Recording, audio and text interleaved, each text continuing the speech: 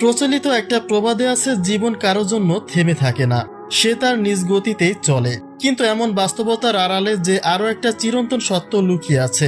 জীবন কারো জন্য থেমে থাকে না ঠিকই, কিন্তু প্রিয়জনকে হারিয়ে অনেকের বেঁচে থাকার ইচ্ছেটাই মরে যায়।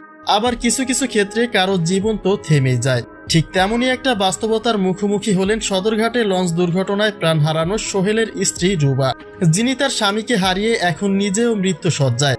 সময়ের সঙ্গে বাড়ছে তার প্রাণনাশের আশঙ্কা।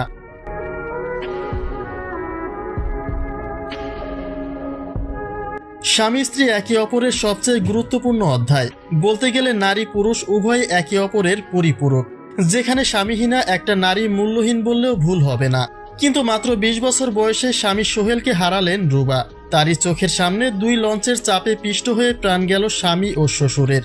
কিন্তু তার সিক্ত চোখে তাকিয়ে দেখা ছাড়া আর কিছুই করার ছিল না রুবার। তিনি তো তখনই বলেছিলেন স্বামী ছাড়া বেঁচে ফেরাটাই তার জন্য এখন বেশি যন্ত্রণার। জন্মের পরে তার সন্তান কাকে বাবা বলে ডাকবে, যে কারণে বেঁচে ফিরে তিনি হাসপাতালে চিকিৎসাধীন থাকলেও মানসিকভাবে ছিলেন বিধ্বস্ত। স্বামীকে হারানোর যন্ত্রণা কোনোভাবেই মেনে নিতে পারেননি স্ত্রী রুবা।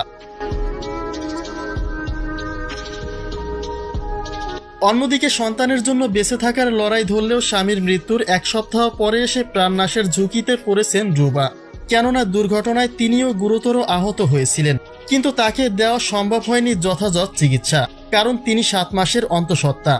গর্ভধারণ করা একজন মায়ের ক্ষেত্রে এমন সময়ে চাইলে যে কোনো মেডিসিন দিয়ে চিকিৎসা চালানো যায় না।